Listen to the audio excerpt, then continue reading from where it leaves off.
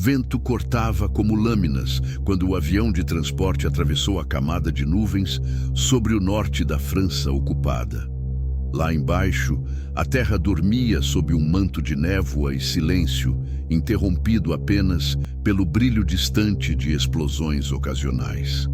No compartimento, 20 paraquedistas respiravam pesadamente, cada um perdido em seus pensamentos. O plano era simples: infiltração noturna, sabotagem de comunicações e retirada ao amanhecer. Mas, como toda guerra, nada seria como o planejado. Entre eles estava o sargento Álvaro Mendes, brasileiro de 27 anos, voluntário da Força Expedicionária, cedido para uma missão conjunta com unidades aliadas. Nascido em Minas, criado entre o mato e o ferro de uma oficina, ele não era o tipo de soldado que aparecia em fotos de propaganda. Tinha olhar calmo, voz rouca e mãos de quem trabalhara mais com graxa do que com armas. Naquela noite, seu batimento não acelerava. Apenas o olhar fixo no chão metálico do avião revelava que ele sabia que talvez não voltasse. O sinal verde acendeu. A porta se abriu. O vento uivou como fera. Um a um, os homens saltaram no escuro. O som dos motores se afastou e o silêncio absoluto tomou o céu. Quando chegou a vez de Álvaro, uma rajada lateral atingiu a aeronave. Ele saltou, mas o vento o lançou para longe da rota. As nuvens engoliram seu corpo como se a terra o tivesse esquecido. O paraquedas se abriu tarde demais. Ele caiu sobre uma clareira, rolando entre pedras e neve. O impacto o deixou tonto, um corte profundo na testa e o tornozelo torcido. Quando levantou, o rádio de campo estava destruído e o mapa rasgado em pedaços. O frio o mordeu de imediato. Lá em cima, nada. Nenhum som de aviões aliados. Lá embaixo, a guerra. Por horas, ele caminhou sem rumo entre bosques e ruínas, tentando se orientar pelo som distante dos tiros. O céu clareava quando ouviu vozes. Alemão. Escondeu-se atrás de uma árvore caída. 3 soldados conversavam rindo enquanto arrastavam 2 prisioneiros franceses. Álvaro observou em silêncio, cada fibra do corpo implorando para não agir. Ele deveria fugir, procurar o ponto de encontro. Mas quando ouviu o estampido seco das execuções, algo dentro dele partiu. Sem pensar, avançou. Em segundos, os alemães tombaram, tiros rápidos, certeiros. Um dos franceses, ferido, olhou para o estranho de uniforme sujo e sotaque estrangeiro e perguntou quem ele era. Álvaro respondeu apenas: "Sou ninguém", e desapareceu entre as árvores antes que o homem pudesse agradecer. Nas horas seguintes, o exército alemão localizou os corpos e o acampamento destruído. Não havia pegadas reconhecíveis, apenas marcas confusas na neve e cápsulas de uma arma estrangeira, um fuzil M1 Garand, modelo americano, usado raramente por tropas brasileiras. Os relatórios iniciais mencionavam ataque de resistência local, mas o detalhe da munição confundiu o comando. 2 dias depois, outro incidente. Um comboio leve destruído na estrada de Le Mans. Os soldados mortos, tiros a queima-roupa, nenhum saque. As mesmas cápsulas. Os oficiais começaram a suspeitar de sabotagem. Mas a população local jurava que não havia partisanos na região. E então surgiu o primeiro sussurro. Der Geist, o fantasma. Álvaro havia decidido. Sem contato com o comando aliado, cercado por inimigos e consciente de que não sobreviveria se ficasse parado, ele faria o que os nazistas jamais esperariam: atacaria.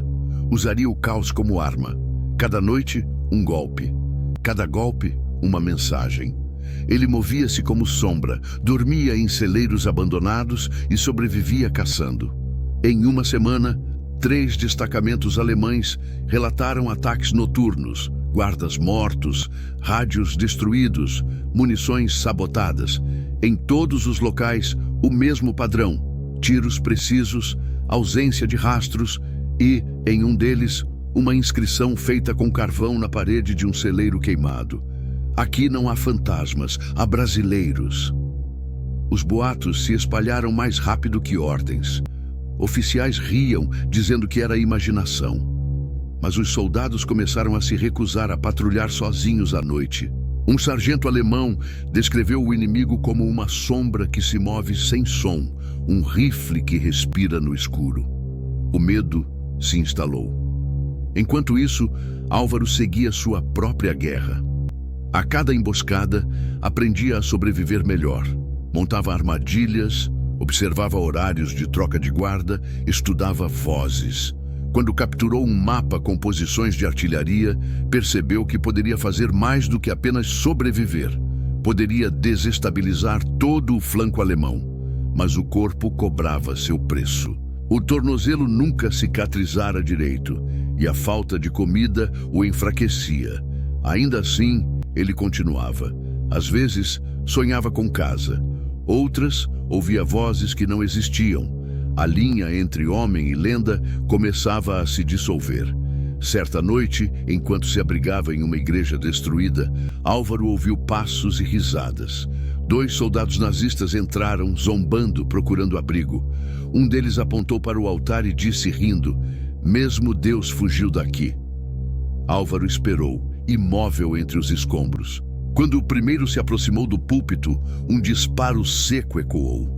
O segundo tentou correr, mas tropeçou em uma armadilha de arame que ele havia montado horas antes. O som cessou. Na manhã seguinte, os aldeões encontraram os corpos. No chão, entre as velas queimadas, havia uma moeda brasileira colocada sobre o peito de um deles. A partir daí, os nazistas intensificaram as patrulhas. Queriam capturar o fantasma vivo, mas o medo já trabalhava por ele. A cada relato, sua figura crescia. Alguns diziam que ele usava um capote rasgado com o símbolo da febre. Outros, que seus olhos brilhavam no escuro. O exército alemão montou emboscadas. Nenhuma funcionou. Álvaro parecia sempre um passo à frente. Em uma das tentativas, os soldados encontraram apenas vozes transmitidas por um rádio deixado ligado, simulando conversas entre grupos aliados. Eles acreditaram que havia um batalhão infiltrado. Era só ele com um transmissor danificado e imaginação de sobra. Durante 15 dias, ele manteve um exército inteiro em alerta, sem dormir, sem entender o que enfrentava. E foi nesse período que nasceu a lenda. Não entre os alemães, mas entre os próprios camponeses franceses. Para eles, aquele homem era uma espécie de vingança encarnada, o soldado perdido que lutava por todos. Mas Álvaro sabia que estava perto do limite. As balas acabavam. A fome voltava. E ainda assim, ele não recuava. Porque, no fundo, algo o impulsionava. Não mais uma missão nem um comando. Era pessoal. Cada passo dele era um grito silencioso de raiva, um desafio à morte. Na noite do 19º dia, ele atacou um posto de comando nazista. Matou 4, libertou 2 prisioneiros e incendiou os mapas. Antes de desaparecer, escreveu na parede: "O Brasil está vivo." Quando o amanhecer chegou, a fumaça podia ser vista a quilômetros. Os alemães chamaram reforços. O rádio do comando transmitiu apenas uma mensagem codificada: "Der Geist ist zurück." O fantasma havia voltado. E naquele ponto, o homem e a lenda se tornaram um só. As ordens vieram direto do alto comando alemão. A região de Sarthe, até então considerada segura, seria vasculhada casa por casa. O inimigo invisível, o suposto fantasma, precisava ser eliminado. O medo havia se espalhado tanto que as tropas começavam a hesitar em sair à noite. O exército precisava mostrar força, precisava provar que o inimigo era de carne e osso. E para isso, enviaram a Divisão 322 de Caça e Repressão, formada por veteranos e rastreadores experientes, acompanhados por cães e veículos leves. Álvaro soube antes deles. Os camponeses, que já o viam como protetor, o alertaram. Uma mulher idosa deixou um saco de pão e um mapa desenhado à mão perto do celeiro onde ele dormia. A notícia era clara: eles vêm te caçar. Ele não se assustou. Olhou o mapa, observou as trilhas e percebeu algo. Havia uma antiga linha de trem desativada cortando o bosque. Os alemães usariam aquele caminho para se aproximar. Ele sorriu. Então que venham. Naquela noite, a floresta se transformou. Álvaro passou horas cavando buracos, armando fios, espalhando fragmentos de metal e preparando armadilhas improvisadas. Usava tudo: pregos, cordas, pedaços de rádios quebrados. Cada detalhe era pensado para fazer barulho, confundir, atrasar. O homem comum havia desaparecido. O que restava era instinto puro, uma sombra que pensava e matava no escuro. Ao amanhecer, os alemães avançaram em formação. Cães latiam, homens gritavam ordens. O primeiro pelotão entrou pela ferrovia antiga. O silêncio parecia pesado demais. Então veio o primeiro som, um estalo metálico, e logo depois, o inferno. Uma explosão de combustível improvisado transformou o bosque em fumaça. O eco ressoou até as colinas. Quando os sobreviventes recuaram, tiros vieram dos flancos. Precisos, um a um, caíam. No rádio, um sargento alemão gritou: "Ele está em todos os lugares." Mas não havia ninguém, apenas o som do vento. Ao final do dia, 19 homens estavam mortos. Nenhum sinal do atirador. O relatório seguinte, lido em Berlim, descrevia: possível unidade de sabotagem, um inimigo altamente treinado. Os oficiais ignoraram a palavra que circulava entre os soldados: Geist. Enquanto isso, Álvaro se movia cada vez mais fundo na floresta. Sabia que o cerco apertava. Encontrou abrigo em uma mina abandonada e, pela primeira vez em semanas, dormiu por horas seguidas. Sonhou com casa, com o cheiro da terra molhada de Minas, com o riso distante da irmã que deixara no Brasil. Acordou com lágrimas congeladas no rosto. Nos dias seguintes, começou a estudar o padrão das patrulhas. Usava o som dos sinos de uma capela destruída como marcação de tempo. Sabia que, às 18 horas, o pelotão da SS trocava de guarda no vilarejo de Saint-Aubin. Naquela noite, ele se aproximou em silêncio. Observou. 6 soldados, cigarro aceso, rindo. Uma luz fraca dentro da casa. Ele esperou até o último minuto. Quando o sino bateu, atirou. 3 mortos. 2 feridos. Um fugiu em desespero. Na parede, deixou um símbolo riscado com carvão. Uma estrela com uma faixa diagonal. O emblema que usava no capacete. Daquele dia em diante, o sinal seria conhecido como a Marca do Fantasma. A lenda crescia. O comando alemão acreditava estar enfrentando um grupo inteiro. Interceptaram transmissões falsas vindas do bosque.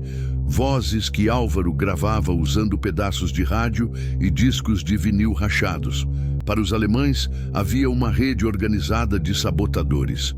Na verdade, era apenas ele, operando sozinho, revezando entre atirar, gravar e desaparecer. Mas a guerra cobra preço. O frio, a fome e a exaustão começaram a pesar. Certa noite, ao tentar atravessar um rio congelado, o gelo se quebrou.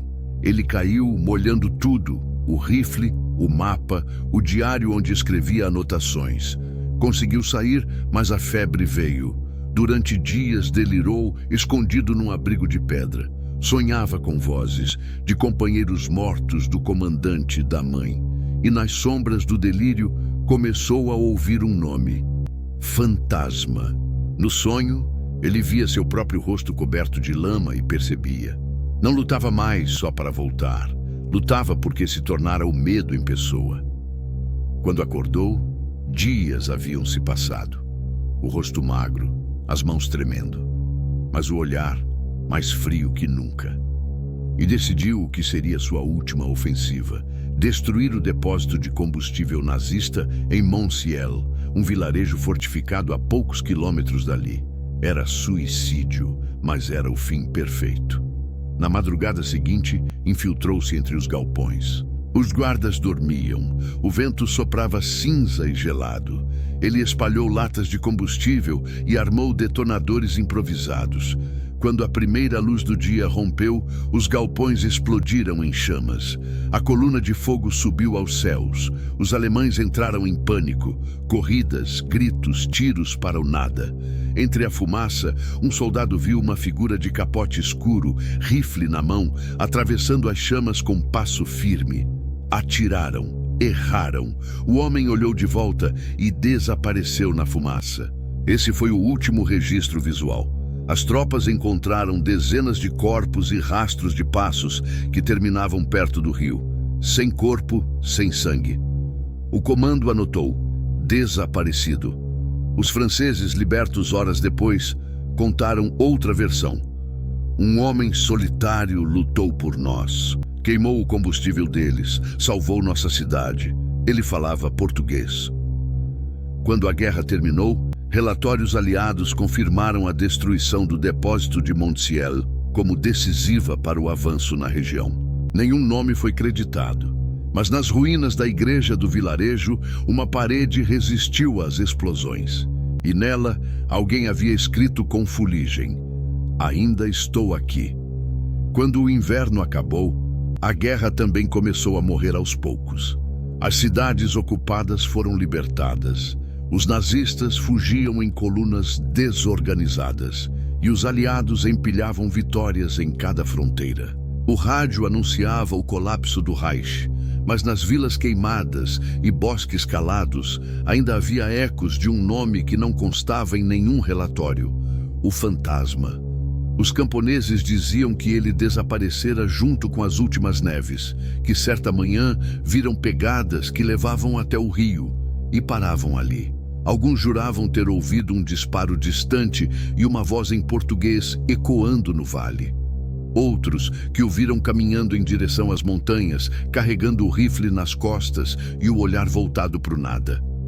Meses depois, quando os aliados finalmente cruzaram a região e instalaram postos de controle, encontraram dezenas de relatos desconexos. Mulheres, padres, crianças, todos falando do mesmo homem. O soldado estrangeiro que lutara sozinho e sumira no nevoeiro. O comando britânico reuniu os documentos e enviou um relatório confidencial aos americanos. O título era seco: Unidentified Allied Operative, Possible South American Origin. O nome de Álvaro Mendes não aparecia em lugar algum. Para o mundo, ele nunca existiu. Anos se passaram. O mundo reconstruiu seus prédios, suas fronteiras e suas memórias. Mas em 1964, um jornalista francês, Jean Morel, encontrou um diário em uma feira de antiguidades em Lyon. Era pequeno, encapado com couro gasto, sujo de terra. Dentro, páginas escritas em português. No início, datas confusas, relatos técnicos, queda a 20 quilômetros do alvo, munição restante, 14 cartuchos. Mas conforme as páginas avançavam, o texto ganhava alma. Não sei se volto. Só sei que se eu morrer, quero que saibam que lutei com tudo o que sou. Eles me chamam de fantasma. Talvez seja melhor assim. Fantasmas não sentem medo. Na última página, apenas uma frase: se alguém encontrar isto, diga à minha terra que o Brasil lutou. O jornalista entregou o diário ao Museu Militar de Paris, mas meses depois, ele desapareceu misteriosamente. Nenhum registro de entrada, nenhum recibo. O nome Jean Morel sumiu dos arquivos 2 anos depois, em um incêndio em seu apartamento. Coincidência ou silêncio conveniente? Ninguém sabe. Na década de 80, um ex-oficial alemão, interrogado para um documentário, foi questionado sobre o fantasma da floresta.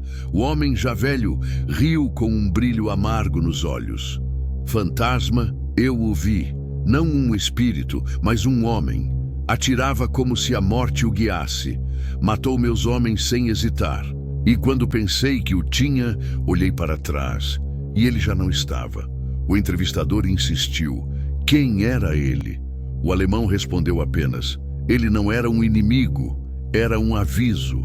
Nos anos seguintes, veteranos da FEB mencionaram histórias vagas sobre um sargento que desapareceu numa missão aérea e um brasileiro cedido aos aliados para treinamento de paraquedismo. Nenhum documento confirmava, nenhum registro formal existia. Apenas o vazio entre linhas datilografadas. Mas o mito não morre com o papel.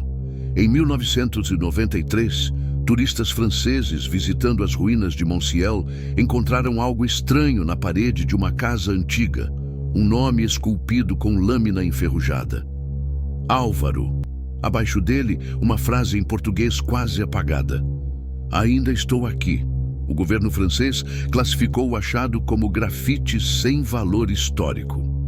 Mas os locais começaram a deixar flores no lugar. Disseram que em certas noites frias, o som de passos ecoa perto da ponte destruída e que no primeiro raio de sol há sempre uma moeda brasileira na beira do rio. Hoje, ninguém pode provar que o paraquedista existiu. Nenhum documento oficial confirma, nenhuma foto mostra seu rosto. Mas os ecos da guerra guardam suas próprias verdades. Aquelas que não cabem em relatórios, mas sobrevivem na lembrança dos que viram o impossível. E talvez seja isso que ele tenha se tornado. Não um homem, mas um lembrete. Que coragem não tem nacionalidade e que o silêncio dos heróis é o que sustenta as lendas. Porque se o inferno da guerra tem um som, o medo dos nazistas naquela floresta tinha um nome. O nome de um brasileiro que nunca voltou. E ainda hoje, quando o vento sopra entre as árvores de Montiel, alguns juram ouvir o estalo seco de um rifle distante. O eco repete como um sussurro na neblina. O fantasma voltou. Será que ele sobreviveu? Ou será que a guerra o levou para um lugar onde heróis se tornam lendas? Deixe sua opinião nos comentários e se quiser conhecer outras histórias que o tempo tentou apagar, inscreva-se no canal e ative o sininho.